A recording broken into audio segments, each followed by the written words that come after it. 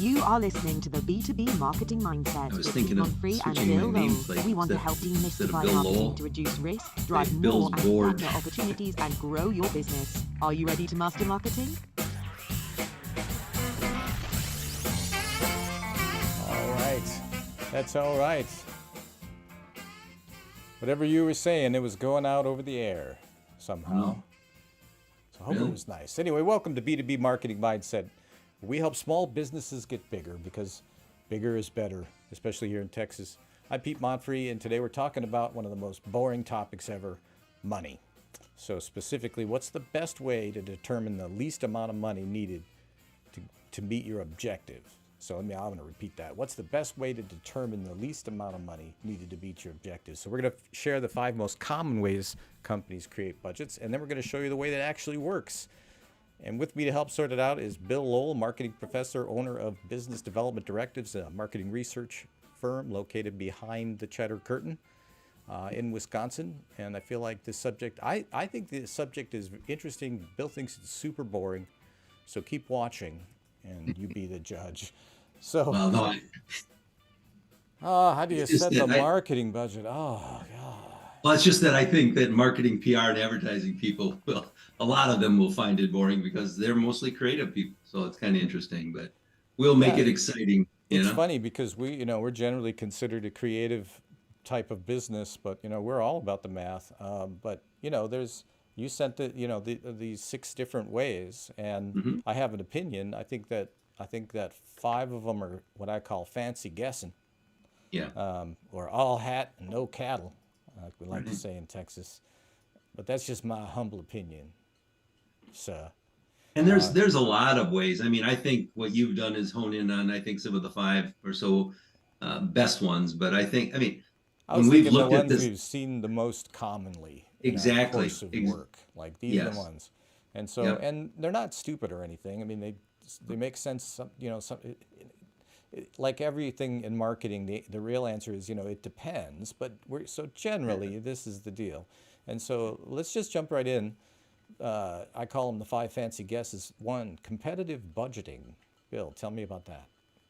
competitive budgeting.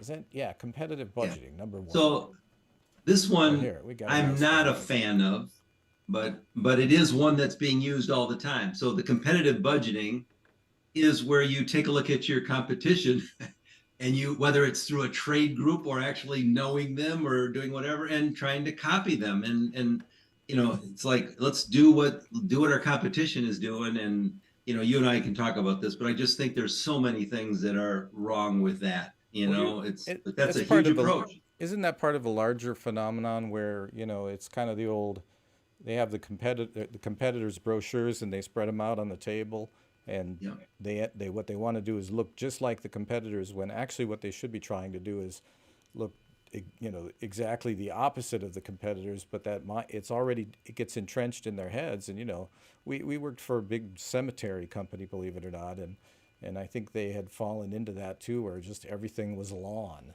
Yeah. everything in the Yeah. whole industry, everything was green and lawn.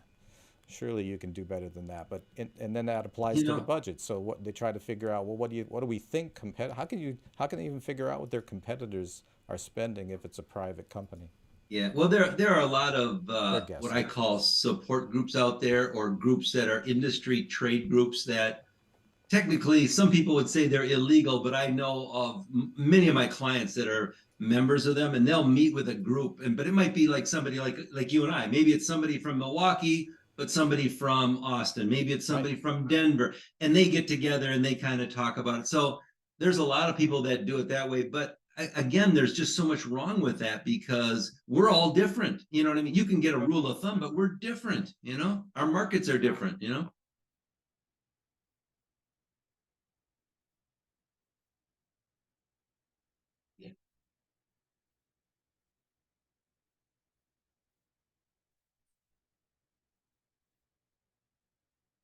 Oh, that's just,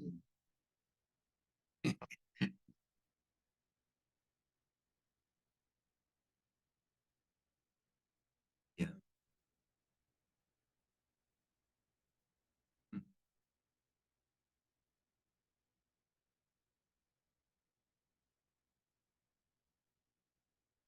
there we go.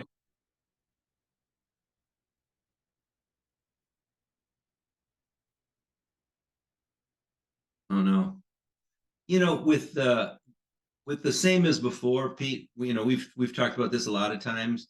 A lot of people might just look at their same budget. What did we do last year? And then they, like you said, they might increase it 2% or whatever the case might be. And so that's a tough one. But really, from my perspective, one of the reasons why that is not a good one is because it doesn't take into consideration any emerging trends, emerging competition, things that have to be different. So in my opinion, it hinders your growth and innovation. So I think that that's a real scary one when people are doing that. But I think a lot of people do that just because they're naive or they don't want to take the time to figure out, Sure.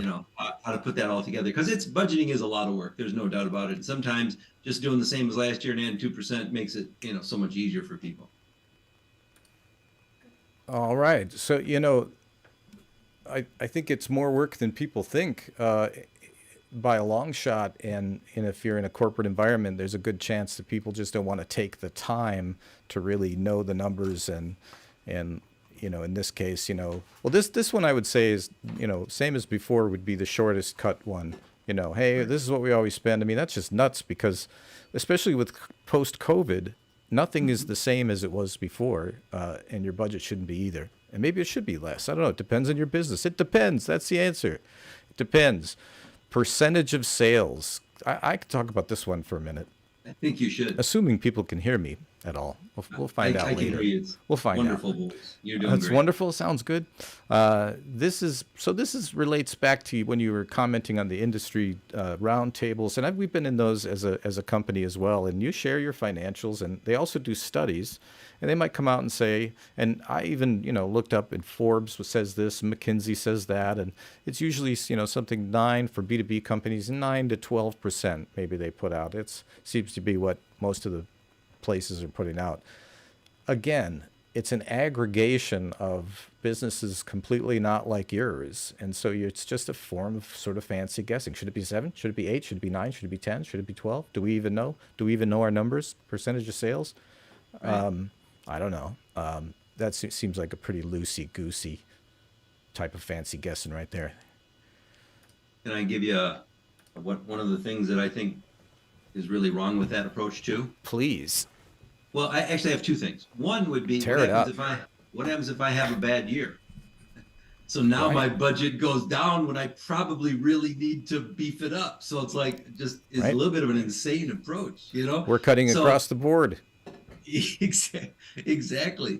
And then the other thing that I guess really bugs me, and I think you can speak to this probably better than anybody in the country, and that is, this is a short-term approach, which in my mind is totally ridiculous because isn't marketing and shouldn't the growth of your business be a long-term strategy? And yet this just refines even more and highlights, we're doing short-term because it's a percentage of our sales for this year. So that's where we're going to be. And I don't know, I have a real problem with that one.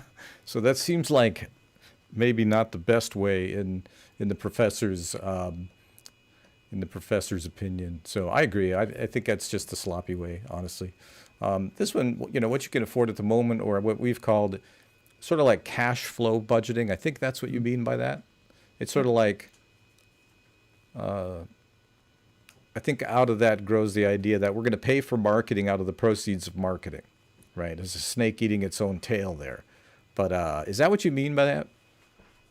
Are you talking about for the percentage of sales? Yeah, what can you afford at the moment is number 4. Well, there's 2 that I think we're talking about here. One would be the percentage of sales budgeting, which we just talked about, where we look at our sales and all that kind of good stuff. And so there's where, like I said, I think that focuses too much on the short term. The all you can afford kind of thing, or what you can afford. What can we afford? Yep, what we can afford.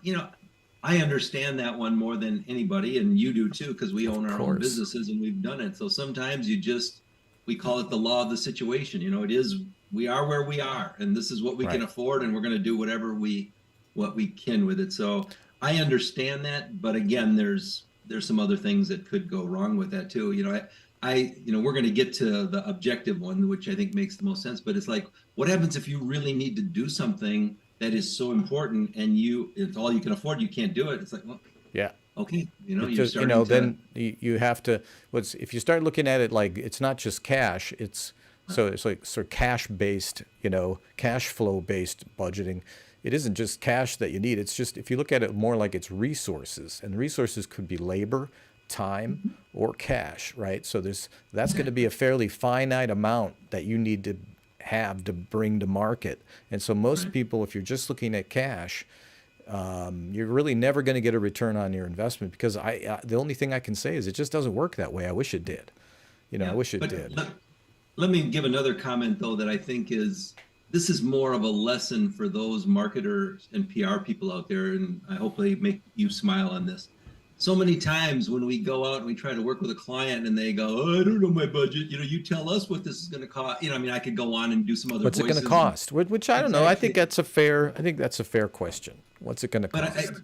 but the other thing too, though, is if you have a client that says to you, "Pete, I only have," and then you fill in the amount. This is all I can afford, or this is all I have.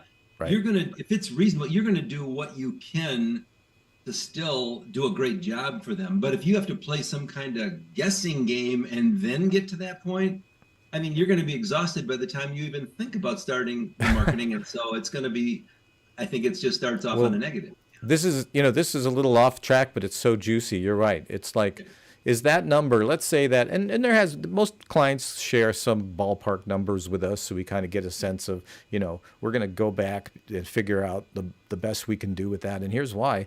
In the history of my career doing this for 3 decades, no client has come up with a budget that made me start shooting guns in the air and drinking tequila and heading for Mexico. It's always a budget where we're like, gosh, how are we going to make that work? And that's just the reality of it. So, if there's no trust, then we usually say with people, look, it's, we'll estimate a flat fee, and we'll tell you right up front what it costs to work with us. But some companies have tons and tons of variables. Sometimes our stuff does too. And so it's just, there's too many variables here in method number 4. So let's go to number 5, zero-based budgeting. I have my idea of what that is, but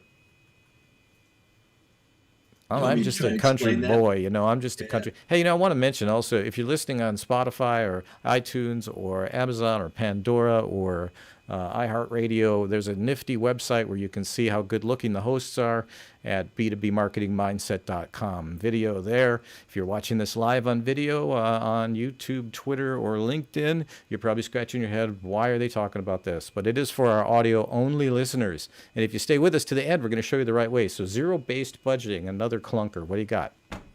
Well, in a way, this is similar to the next one that we're going to do, but not quite. So I'll kind of leave people in suspense about that. But typically what this does is we have a pool of money that we're going to work with. And so what we do is we rank or prioritize the tactics or the things that we're trying to accomplish.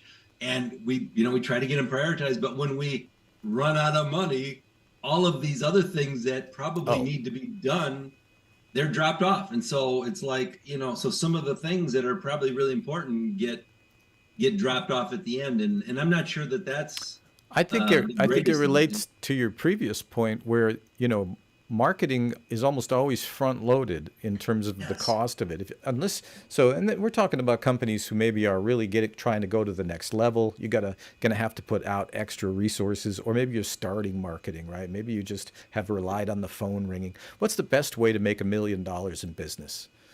Start with $2 million and wait for the phone to ring. That's always ding, ding. I just changed the joke forever. But it's true. Just spin that wheel. But I think zero-based budgeting ignores some of the realities of going to market, its complexity, what things cost, and it inevitably is going to run out, and you're not going to get a return on investment, because that's what this is all about. What's the least amount of money that we can invest so that we don't lose it and we get a return on the investment, and that we're not overspending. We don't have our agency or whoever, our employees, going to Mexico drinking tequila, shooting guns in the air. And people don't shoot guns in the air. I just wanted to put that out there. I'm going to give a little bit of a trigger warning. Safety first. Trigger warning. I want to give a trigger warning here.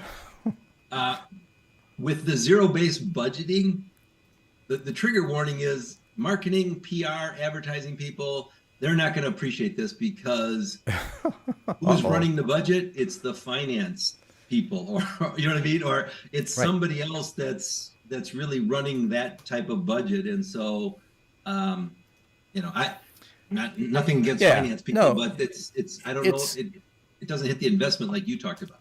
well, most things in business can be are linear in the way that they work, right? Marketing budgets and allocations and how that money is applied and spent is not a straight line on a chart. It's like a machine. Let's compare it to a machine. You buy a machine and it makes 1,000 widgets more an hour than the machine you had before.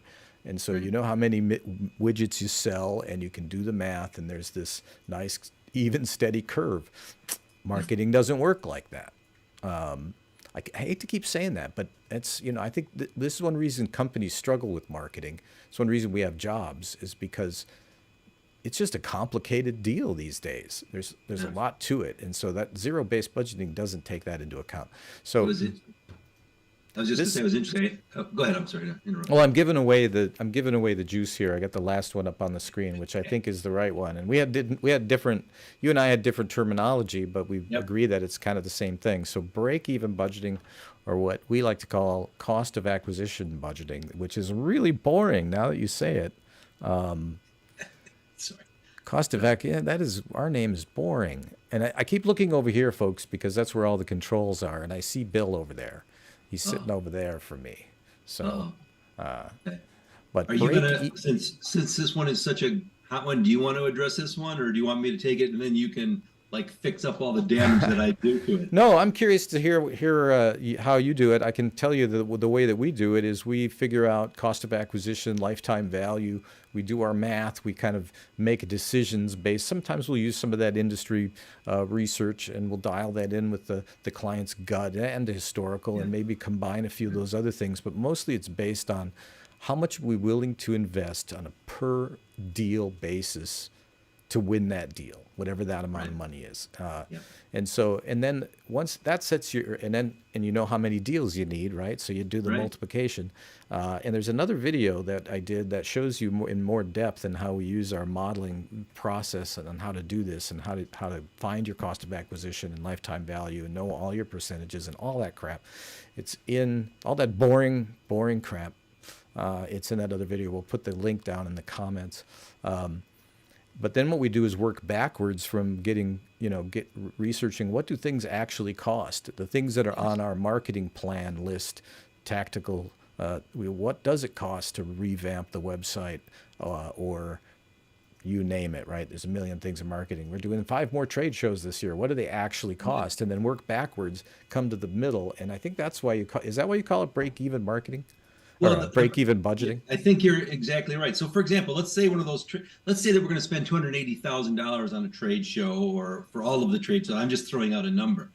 Right. And then let's say one trade show can cost that much money. Yes, of course, easily. But I'm just throwing out. Forget about trade show. Whatever it is, 280,000, and out of that, nice let's round say number. that we get the average might be 35,000. That we might get in revenue from that, or whatever. That means you divide that, you get 8 new customers. That's the break even. So if that trade show is gonna generate that much and we get 8 new customers out of it, that's pretty good. But what happens if we got 10 or 12? Now it's a little different story. So right. Or what if we got 2? Exactly. Then we're in trouble. You're right. Maybe your strategy. Maybe maybe you didn't really take advantage of all the opportunities that a major trade show offers to market to the people and to touch the people. Maybe you didn't. Maybe your message was wrong and people walked past your booth down on aisle L7872, right? And that booth cost 10 grand, by the way. And so maybe all these things. But if you're doing this, where if you know where you're going to break even, and this becomes all about predictability, so that you can, if you budget in the way that we recommend, you'll be able to predict when you're going to get a return on investment, about how much of that is. And it's uncanny how accurate it is. It's freaky sometimes. And maybe it's because we've just done it over and over again for so many kinds of companies. Let me toot our own horn there for a minute, but that is why. I mean, it's just, seeing how different industries and different types of companies, different sizes of companies work. This type of budgeting works for the smallest of the small and the biggest of the big, because it's a cold, non-emotional, numbers-driven way, and your finance guy will love this. I'll throw that in. And like you said, which I think is a really key element to this approach, and that is, you really do need to factor in what's the cost of, or what's the value of that new customer or client or whatever over the lifetime. How much are they going to be spending with you, or what are they going to do? Because that's really, that's important, And so lifetime value, and that's not a linear curve either, because think about this. Let's say that your trade show example, those 8 customers, of those 8 customers, 1 or 2 of them refer 2 more customers because they had such a great experience, but your normal lifetime value calculation is not going to include that. So, you could put in your model whatever you want. I guess I think what I want to communicate out of today's audience is, and what I think is really useful is, there's some fairly simple math that you can do to get a rough budget and then dial it into what you feel is a safe level of risk for you. Maybe you're somebody who can tolerate a lot of risk, right? You might put more funding in. Maybe you don't want to take hardly any risk. You might do more planning. You might invest more on the front end, right? However your own equation is, plus what does your gut tell us? There's actually some other key considerations that you mentioned too. So cost benefit analysis, for example. So, and correct me if I'm wrong, but didn't you have a model that you've shared online, or that you could share with our listeners that kind of helps them through this if they want, I do. I actually made a video showing you exactly how we do it for clients, just opening the kimono and showing you the tools and putting the numbers in, and we'll put a link to that video. It's a different episode of the program, and we'll put a link to that episode in the comments. But cost benefit, I think that's a really, that seems to be an obvious one. You had something you wanted to say? Yeah, I was just going to say, like a derivative of that break-even one, and the one that you were talking about, some people will refer to that as objective-based budgeting. You know what I mean? In a way, it's very similar to this break-even, but what it's really, the end result there is, it's the same as the break-even. We need to know the value. We need to know how much our costs are. We do the dividing so that we know what a new customer is going to cost us, etc. But with the objective base, they almost take the attitude, even if you only bring in 2 customers versus 8, it's still good because we needed to do that objective, Right. So it's designed for the objective, which some of the other things that we talked about, for example, what we can afford, that is not objective focused. What is an industry percentage that companies like us typically spend according to whomever, Gartner? That is not the same thing. Okay, so what is your objective? So you're going to spend, so that's a consideration, like, are you trying to go from 10 million to 20 million? Do you have giant competitors up against you? Okay, that's going to impact your budgeting. What are your objectives, right? And so, I don't know if you can hear that. Can you hear Shadow barking? Is that Commander? Is that Commander? Yeah, you got Biden's dog coming after us? I do. He's there? coming up here. He's all fired up. Okay. But we got through this topic fairly quickly, and see, we're all fired up, and it's not boring, is it? It's like this is so crucial. What stage of the business, the life cycle of the business, where are you in that? Or what's the life cycle of your industry? Like all these things you have to take into account. Now, this sounds exhausting, but that's where people like us come in.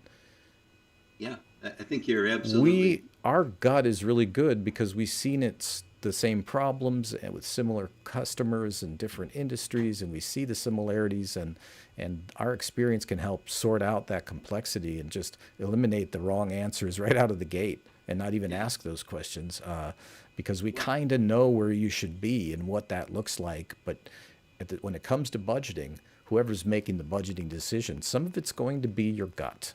Right? It's not all just Mr. Spock and mathematics. There's a bit of Kirk in there.